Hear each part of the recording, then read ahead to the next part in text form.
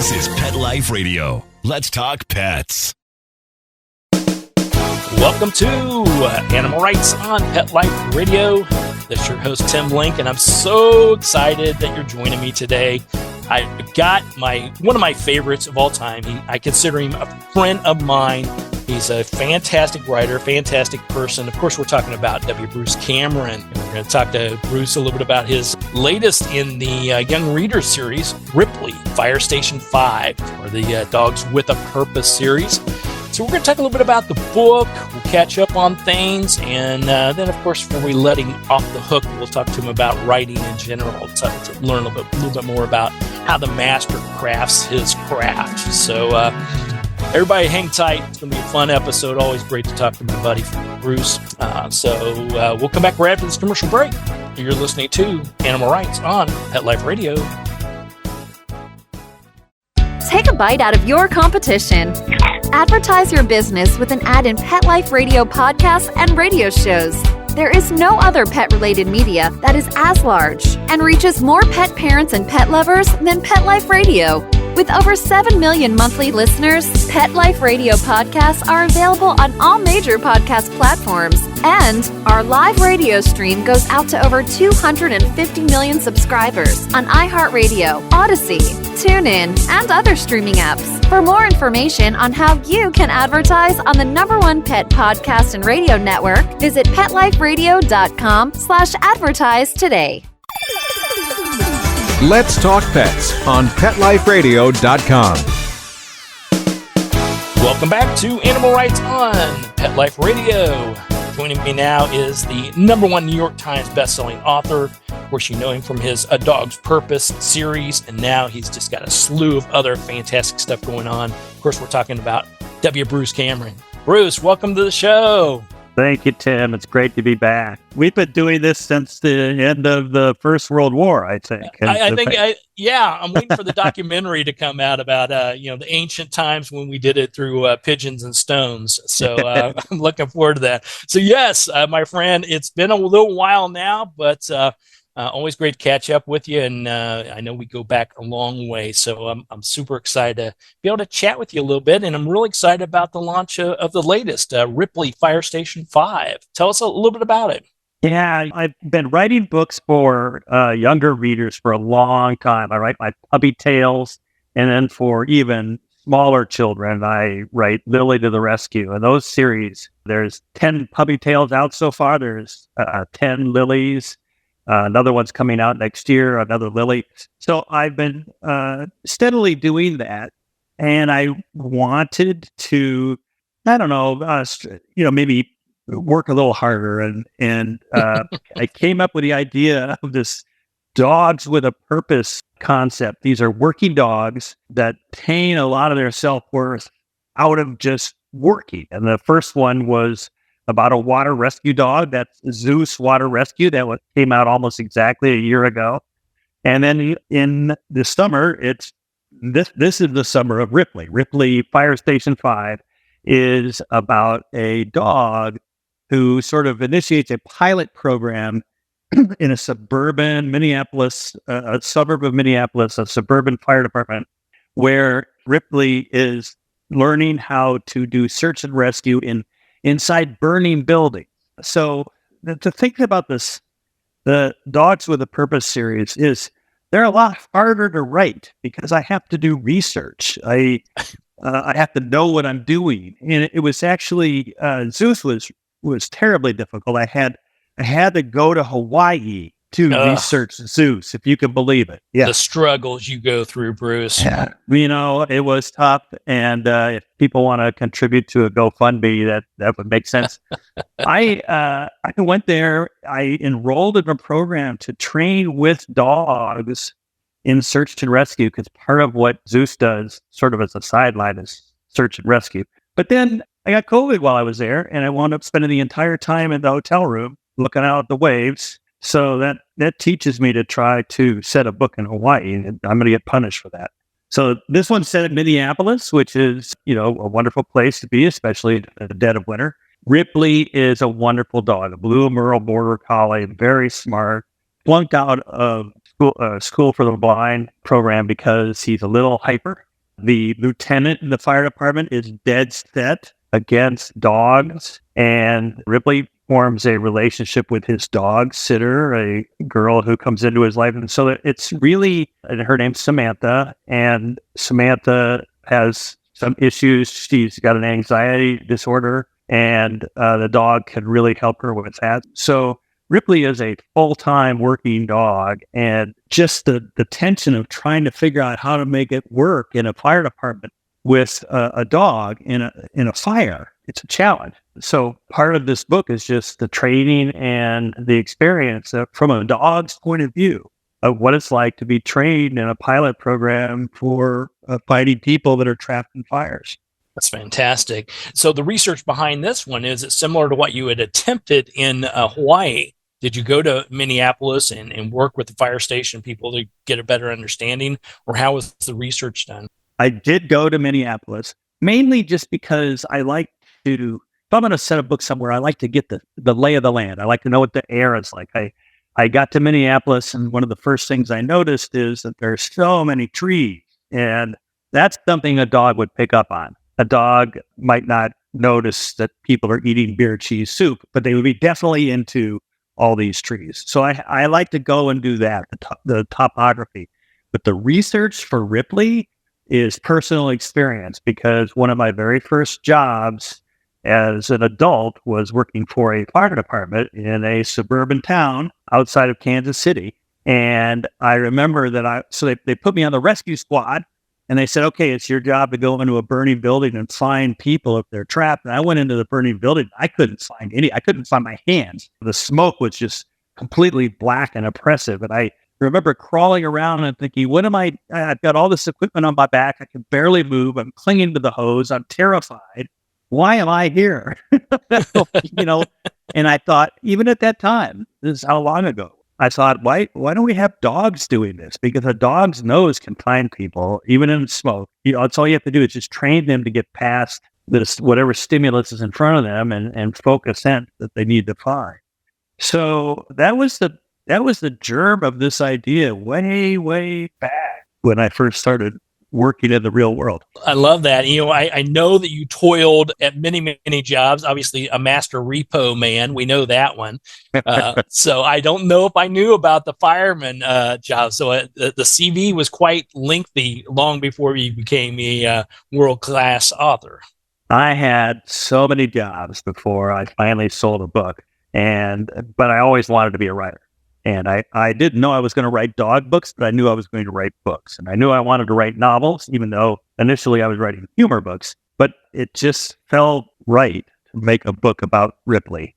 And, the tension for this that comes from a lot of different ways. One of them is that should they do the right thing by this girl, Samantha, and take the dog out of the program and give her the dog because she's got an anxiety disorder? Or is there a way to fold Ripley's duties as a fire station dog into being a support dog for Samantha? These are some of the questions that have to be answered during the course of Ripley Fire Station 5. That's fantastic. And I love the fact of the research component.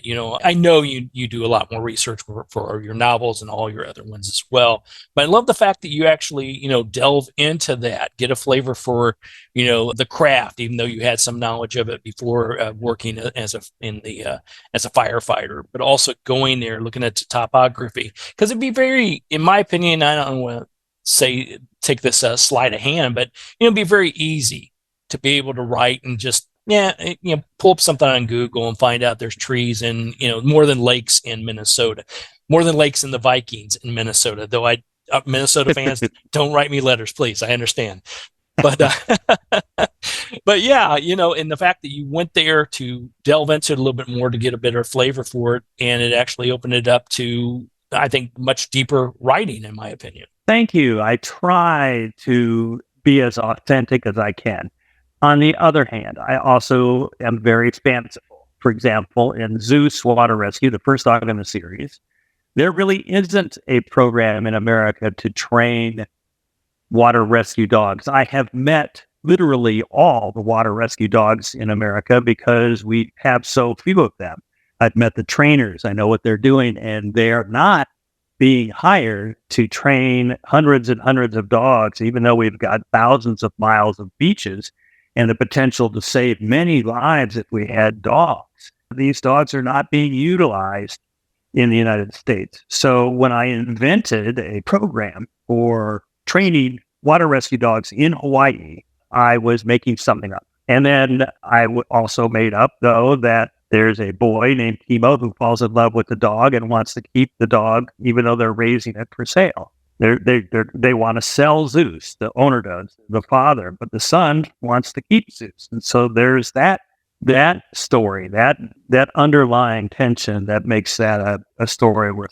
And when it comes to Ripley, same thing. It's like they're absolutely adamantly against having Ripley in the fire department. The captain is inclined, but the captain's getting ready to retire. What will happen to Ripley then? And what are we going to do about Samantha's growing dependence on Ripley for emotional support? It's a complicated problem. And I look at that as being the secret to my success writing for younger children. I don't dumb anything down. These books are basically, I write them for adults, and then my editors go through and they request permission to make the vocabulary a little more simple, sometimes to take out themes that they find to be too mature, and I'm okay with that. But I never set out to write a children's book. I set out to write an adult book, and that is the feature of Dogs with a Purpose. There you go.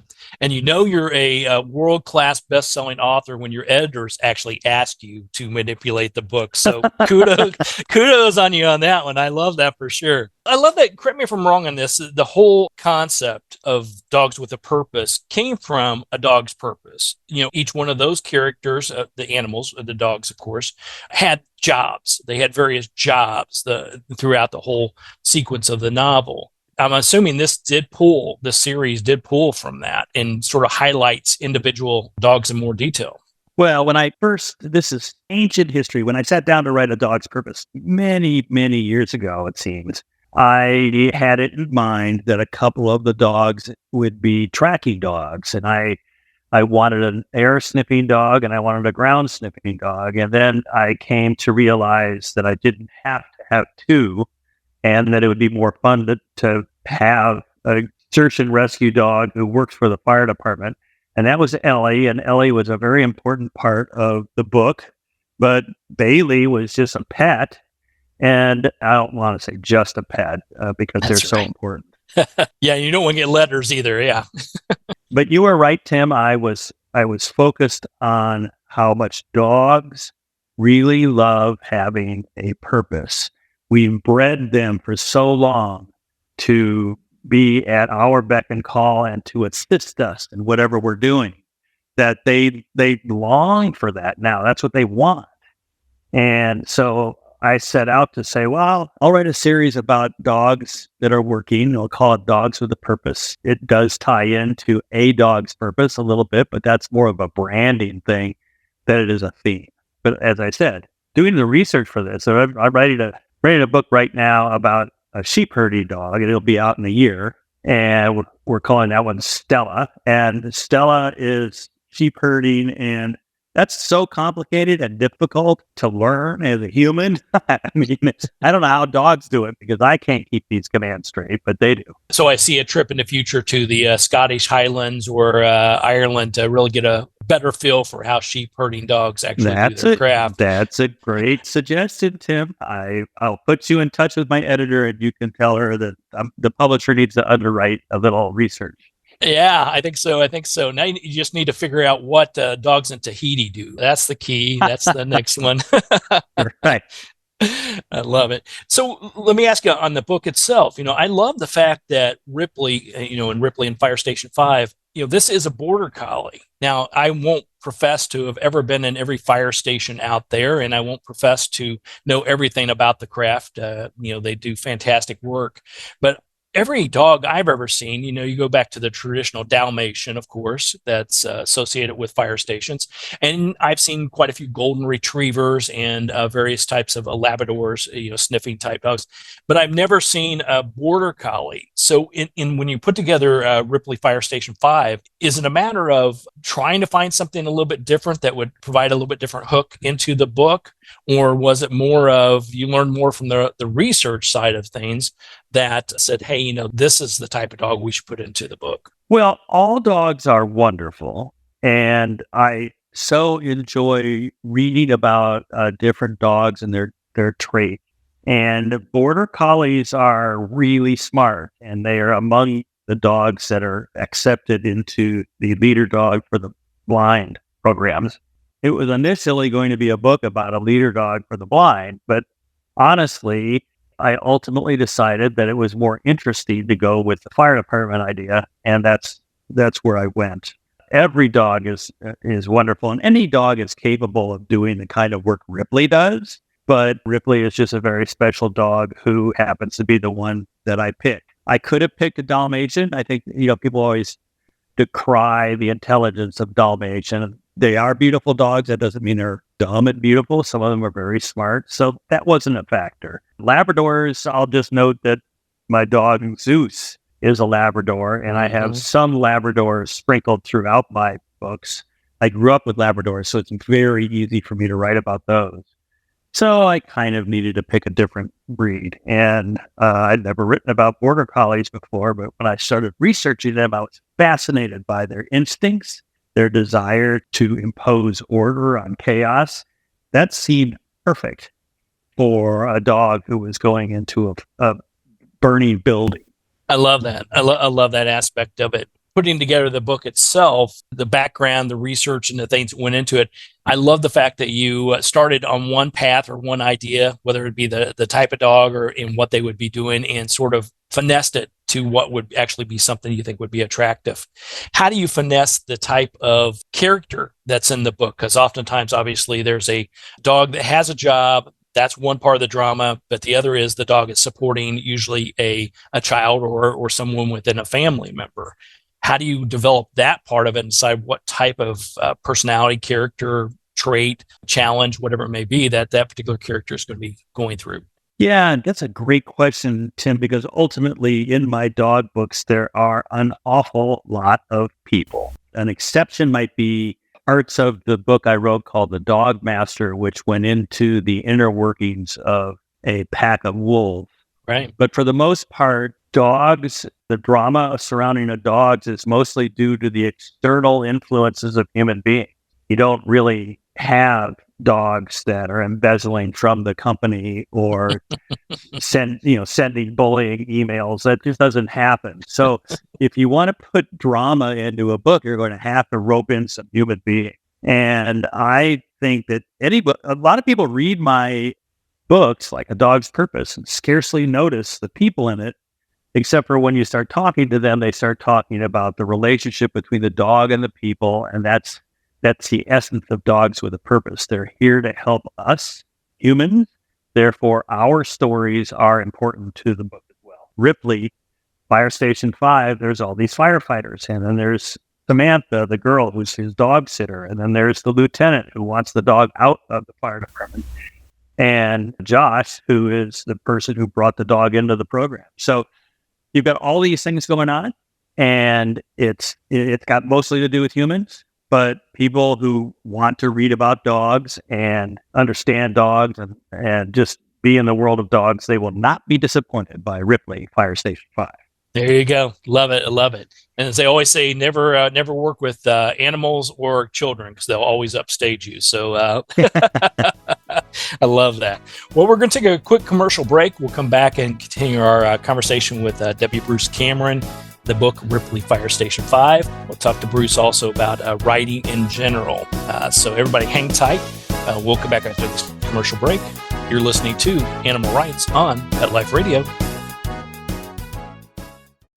Hi, this is Tim Link, animal communicator and pet expert and host of Animal Rights on Pet Life Radio. Have you ever wanted to know what your pet is really thinking? Do you want to find out if they truly understand what you're trying to tell them? Or wish you could build a better understanding and closer relationship with your pet? Well, now you can. Learning to Communicate with Animals is a 4-part on-demand workshop. In the workshop, you'll learn the essential techniques that are necessary to communicate with animals, including what is animal communication, breathing correctly to achieve the perfect state to communicate with your animals at a deeper level, using guided meditation exercises, a method to communicate with animals, and how to send and receive information from your animals. So if you're wanting to learn how to communicate and connect with your animals at a deeper level, visit PetLifeRadio.com/workshop and purchase and download Learning to Communicate with Animals. You'll be glad you did.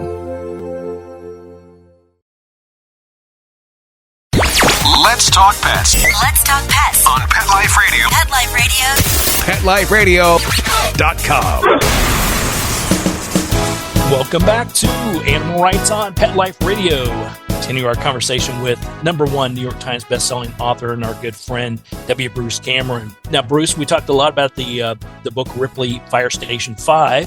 When people take a look at this book, read through the book, as well as just the series in general, is there key takeaways that you want them to walk away with, or things that you get, emails and people when they get to visit with you and all the book signings that you hope they say, hey, here's what I got out of it and thank you? I mean, is there something that more than that you're wanting, or is that a no?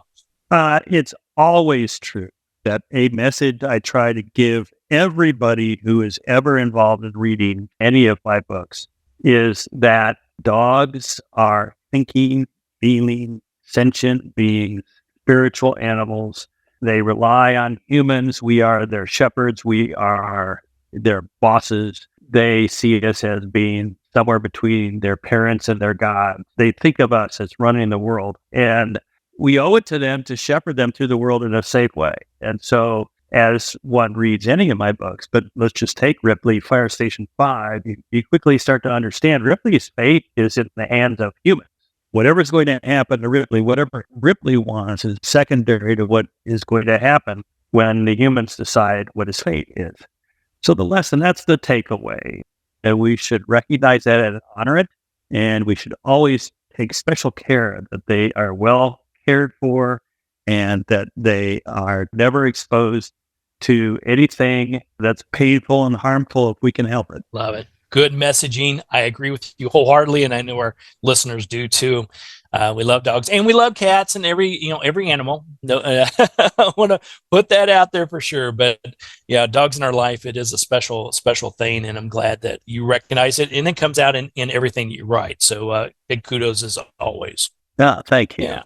So let's talk about writing. I know I've picked your brain many, many times over the years. It's amazing. We've known each other for quite some time, and yet we've never aged a minute. So it works out great for us.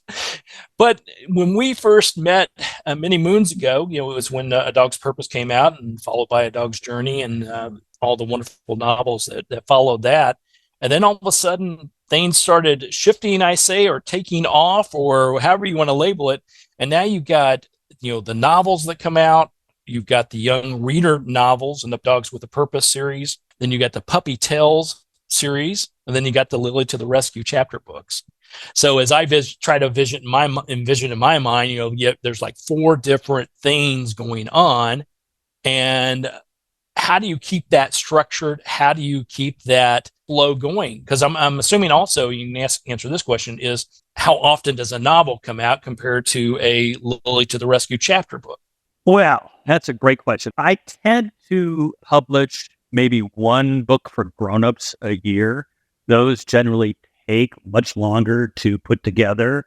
Although I will note that it's a bigger challenge to write a book, A Dogs with a Purpose book, than pretty much any other kind of book I've ever written, because of the amount of research and the amount of way I've got to be accurate. And I have a tendency to ignore, to my own peril, ignore timeline. So I'll be like, okay, and so then the lambs are born in December. And then I look it up, lambs are not born in December. So that's always coming at. But for the most part, it's 1 adult book a year, 1 or 2 of the Puppy Tail / Dogs with a Purpose. Those are both the same length, and they have similar targets. I'd say the Dogs with a Purpose series skews more older, Many adults have read Seuss Water Rescue. They haven't read Ripley's Fire Station 5 yet because that's relatively new on the scene. But the adults like those books, and older kids like those books. Younger children like the puppy tales. But then it goes to the reading level, honestly. I mean, I've had children, and that's just how that goes. I was certainly a precocious reader, and other people are too. If your child is struggling with reading, a dog book there's a point of view of a dog is told from the point of view of a wonderful, relatable animal who's optimistic and joyful and has not a mean bone in its body. And I think that's a great character to lure you into reading a full novel. I love that. I love that idea. And you're right. I do think that the younger adults and kids in particular, when they attach themselves to either a author or a style of writing or whatever it may be, they'll read everything that is put out by that particular author or that particular style. And I think that's amazing, because I would find it very hard, like you said, to say, okay, this book's going to be for adults. This one's going to be for, young adults. This one's going to be for younger than, so on and so forth down the line, because you never know. You never know what they're going to pick up and read, because if they love the style of the book, the author of the book, the characters, the dogs for sure, they would want to read everything that comes out on that. Yeah, I think so. And so if you've got a child who's a reluctant reader, if you're a teacher, a librarian, or if you're a parent, try steering them toward one of my puppy tales and see if that makes a difference. I love that. I love it.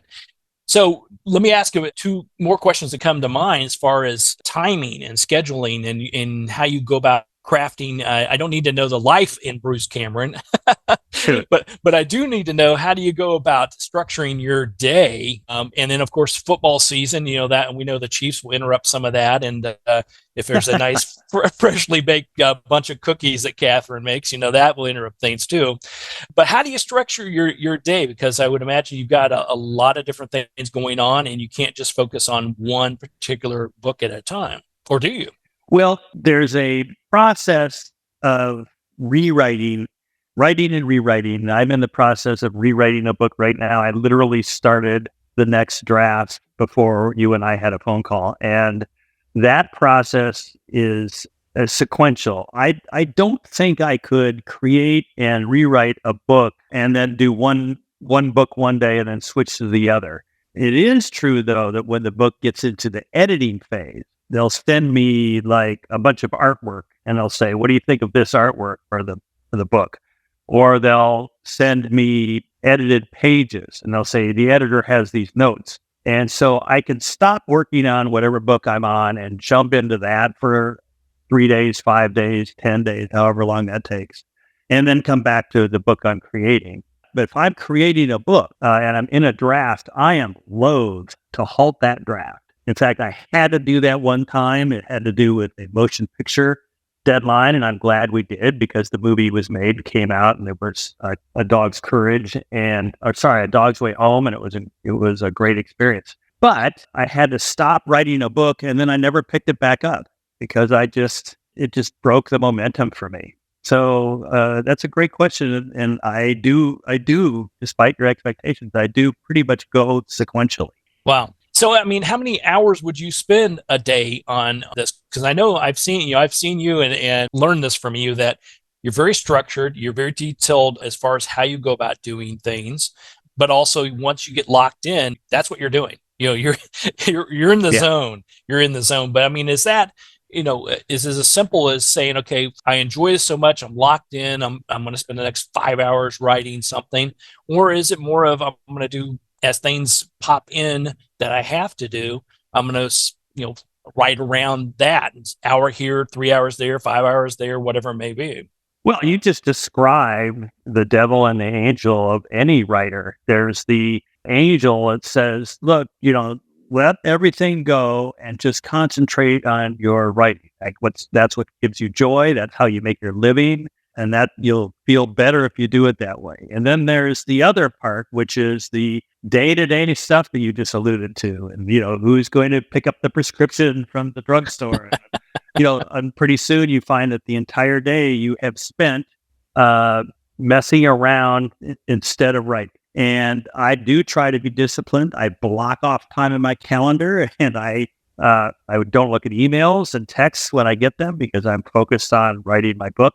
But it's difficult. And then my back is not in the greatest of shape. And if I go more than 4 hours writing and sitting in the desk chair, I'm not going to be able to write as much the next day. And my back will just not let me do it. So I have to pace myself.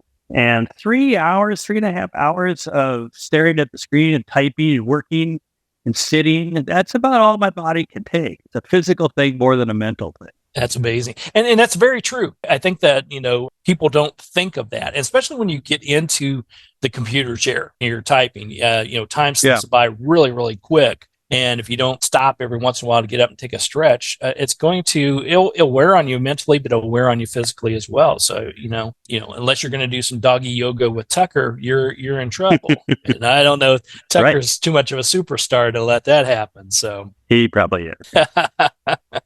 One last question I got to ask you on the whole writing in general. You're, as you mentioned a little bit earlier, you're getting quite a large bookshelf of your own books, which is fantastic.